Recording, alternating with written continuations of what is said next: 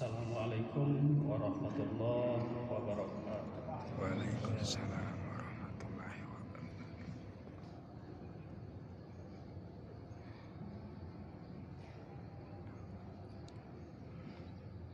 Alhamdulillah.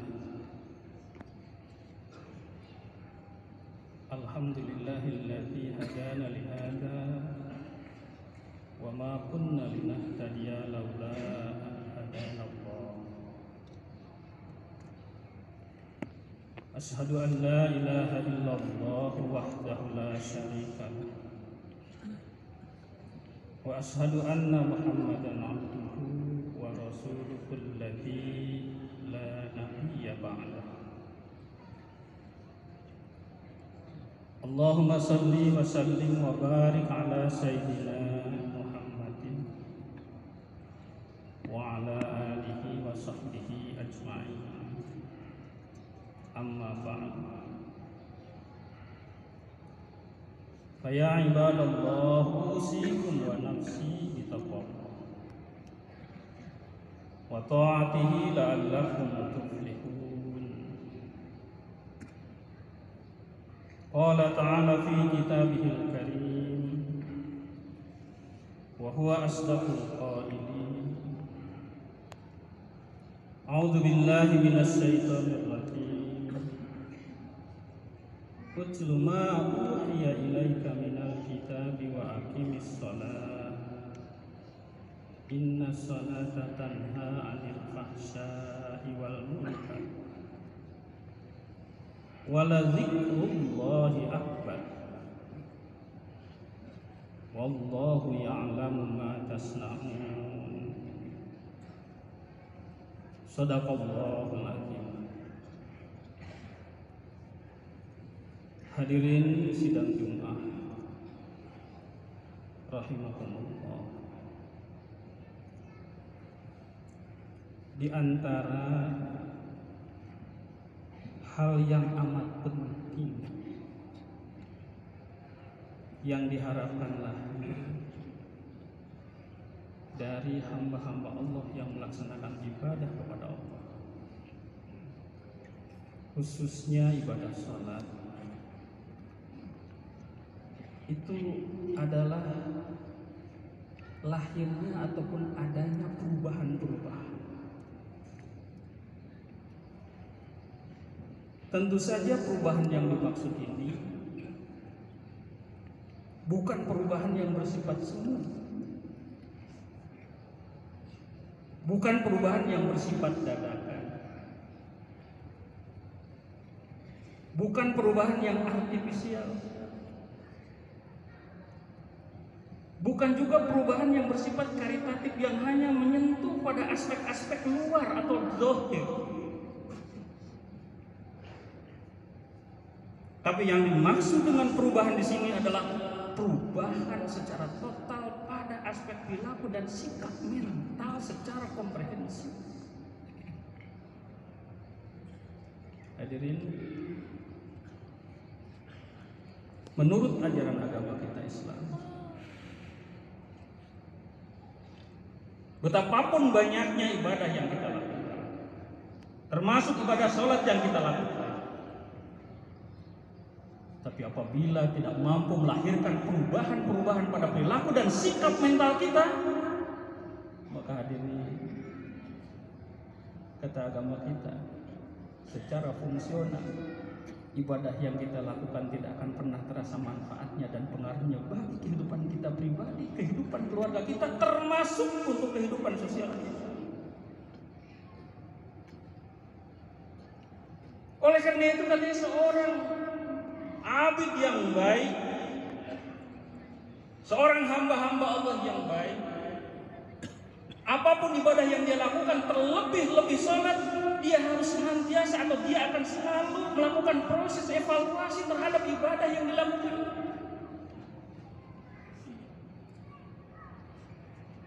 Dan proses evaluasi ini bukan hanya pada tataran-tataran ritualnya, bukan hanya pada tataran-tataran fikihnya, tapi yang tidak kalah pentingnya juga adalah pada tataran fungsionalnya.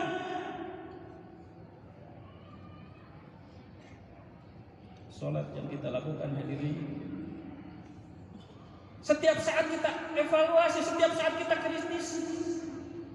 Bukan hanya pada tataran ritual atau tataran fikihnya terkait dengan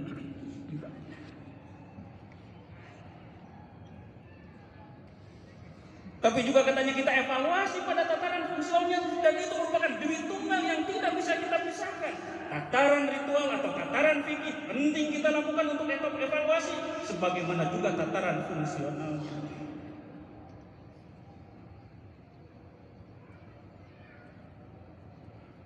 Contoh sederhana, misalnya dalam sholat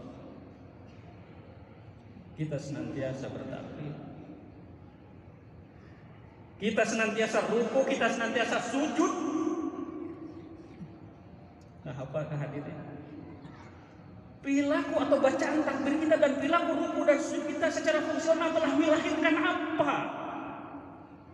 Atau apa yang dilahirkan dari sujud dan ruku kita dan bacaan-bacaan takbir yang banyak itu? Apakah cukup kita menghitungnya 1 kali, 2 kali, 3 kali, 33 kali? Yang itu diperintahkan oleh fikih, yang itu diperintahkan secara ritual. Akan tetapi apa buah yang dilahirkan dari ruku, dari sujud dan dari bacaan takbir itu? Karena hadirin yang berbahagia, sabda Rasulullah SAW, puncak peribadahan ataupun puncak ritual seseorang kepada Allah Subhanahu Wa Taala bukan terletak pada apa yang telah dia lakukan, tapi apa yang dia lahirkan dari perilaku ibadah yang telah dia lakukan itu.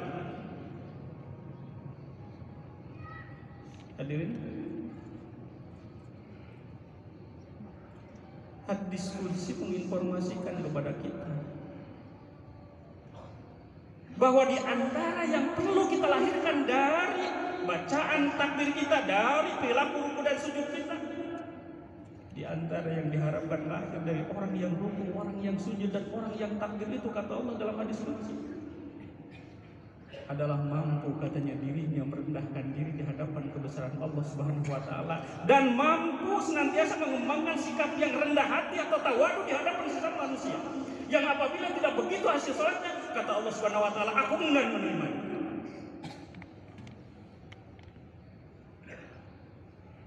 Dalam penggalan hadis qudsi, Allah berfirman, innama attaqabbalu sholata mimman tawadda'a biha li uzmati wa lam yastatil biha ala khalqi ila akhiril hadis. Renungkan baik-baik oleh hadirin yang mulia. Allah menegaskan, sesungguhnya aku hanya saja akan menerima sholat-sholat dari hambaku yang dengan sholatnya mampu merendahkan diri di hadapan kebesaranku, dan dengan sholatnya dia mampu mengembangkan sikap yang rendah hati atau tawadu di hadapan sesama makhluk. Yang apabila dia tidak menunjukkan itu, sedikit saja ada kesombongan dalam dirinya, sedikit saja ada merasa lebih baik dari orang lain, sedikit saja ada keakuan pada diri kita terhadap orang lain, hadirin, Allah enggan menerima sholat kita. Jadi bukan hanya pada kefasihan bacaan kita, bukan hanya terbatas pada terpenuhi syarat dan rukun kita, tapi perlu terus kita evaluasi bagaimana hasil yang kita lahirkan dari ibadah yang kita lakukan itu. Atau contoh lain, misalkan ketika kita berjamaah, kita perlu evaluasi apakah berjamaah kita hanya menjadi kerumunan sesaat ataupun kumpulan sesaat, sama sekali tidak pernah melahirkan keharmonisan, kedamaian ataupun ukhuwah Islamiyah yang sejati, atau hanya sekedar melahirkan persaudaraan yang semu. Di hadapan kita seolah-olah saling bersatu, saling berangkulan, saling bersalaman, bahkan cipika-cipiki, tapi di belakang kita saling jelekan, di belakang kita saling omongkan, bahkan tidak sedikit di belakang kita saling jatuhkan satu sama lain. Ba'suhum bainahum syadid tahsabuhum jami'a wa qulubuhum syatta. Permusuhan di antara mereka amat sangat dahsyat. Di permukaan kamu lihat mereka seperti bersatu, padahal sesungguhnya dalam pikiran dan hati mereka terpecah belah. Dzalika bi annahum qaumul la ya'qilun. Yang demikian itu terjadi pada mereka sebagai akibat mereka tidak pandai menggunakan akalnya, hadirin yang berbahagia. Ini contoh-contoh evaluasi dan fungsi-fungsi sholat, fungsi-fungsi ibadah. Sama halnya dengan salam yang kita lakukan. Apakah salam yang kita lakukan hanya memenuhi ritual saja ke kiri dan ke kanan? Atau betul-betul telah mampu menanamkan pada jiwa kita untuk selalu terenyuh, untuk selalu tersentuh, untuk selalu ambil inisiatif dan prakarsa melihat berbagai macam persoalan yang dihadapi oleh kaum muslimin. Tidak hanya pada tataran keluarga, tetangga, masyarakat sekitar, bangsa dan negara kita, bahkan sesama muslim antar negara di dunia. Termasuk yang paling penting sekarang adalah simpati, empati, prakarsa, inisiatif, dan daya juang kita dalam untuk saudara-saudara kita yang ada di Palestina.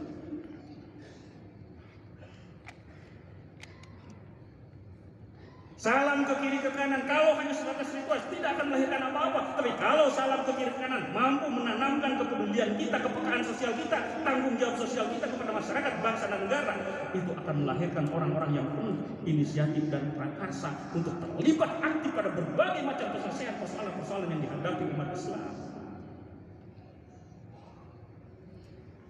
Rasulullah menegaskan kepada kita, demi Allah tidak termasuk pada golongan umat orang-orang yang tidak pernah mau peduli terhadap persoalan-persoalan yang dihadapi oleh umat Islam. Ini contoh-contoh yang bagus.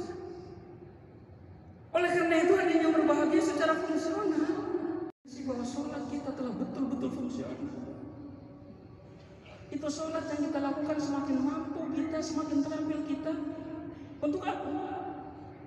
Untuk menjaga dan mengendalikan kesadaran kita, termasuk pikiran kita. Dalam setiap saat, dalam seluruh aspek kehidupan kita. Hadirin, dalam hal ini ada dua kesadaran, ada kesadaran makro, ada kesadaran mikro. Kesadaran makro itu adalah kesadaran dalam hal yang berkaitan dengan keberadaan kita di alam semesta ini, yang biasanya ditunjukkan pada terus kita melakukan dialog dalam benak dan pikiran kita terkait dengan apa? Terkait dengan siapa diri kita, dari mana kita berasal, untuk apa kita hidup, dan kemana kita setelah ini akan pergi. Itu kesadaran makro.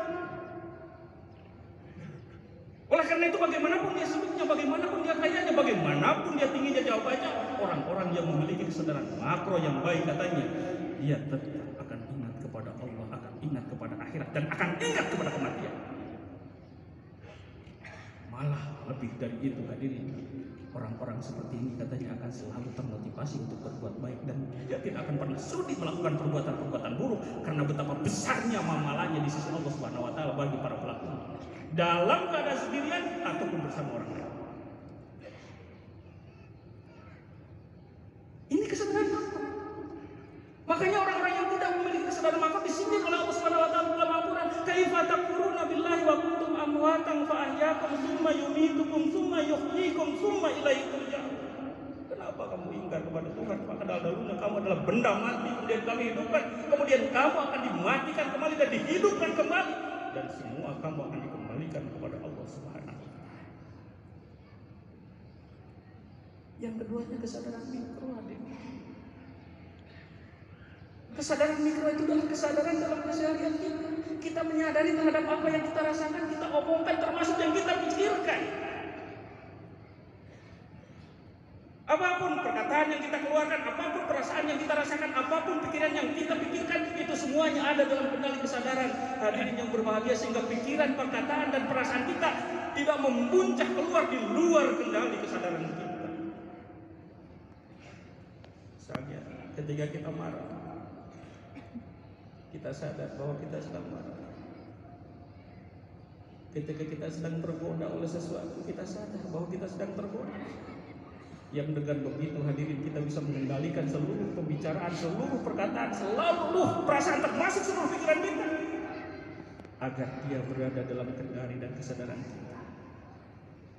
Karena pada dasarnya hadirin yang berbahagia, perkataan yang kita produksi, perasaan yang kita luapkan, pikiran yang kita keluarkan, apabila tanpa ada kendali kesadaran katanya, dia akan berubah menjadi monster yang akan membunuh karakteristik kita, bahkan mengancam keselamatan kita dunia dan akhirat. Oleh karena itu, orang-orang yang memiliki kesadaran mikro yang baik, apapun pikiran, perasaan, dan perkataan yang ingin dia keluarkan, itu pasti di bawah kendali kesadaran dan pikiran. Yang dengan begitu dia mampu membunuh monsternya selama monster itu belum menjadi besar, sampai orang itu tidak mampu lagi mengendalikannya.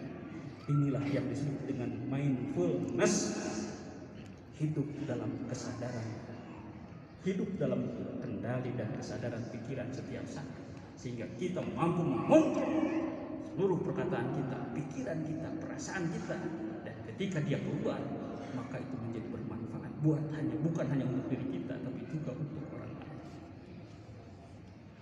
Mudah-mudahan hadirin yang berbahagia, kita termasuk hamba-hamba Allah yang semua amal ibadah kita diterima oleh Allah Subhanahu wa Ta'ala, khususnya salat, dan Allah berkenan memaafkan segala kekurangan-kekurangan kita. Dan mudah-mudahan kita termasuk hamba-hamba Allah yang ibadah salat bukan hanya sukses pada tataran ritualnya, tapi juga menjadi ibadah-ibadah salat yang betul-betul fungsional, yang manfaatnya bukan hanya dirasakan oleh kita, keluarga kita, tetangga kita, tapi oleh masyarakat, bangsa dan negara, bahkan oleh seluruh kaum muslimin di dunia dan akhirat. Demikian, barakallahu li wa lakum.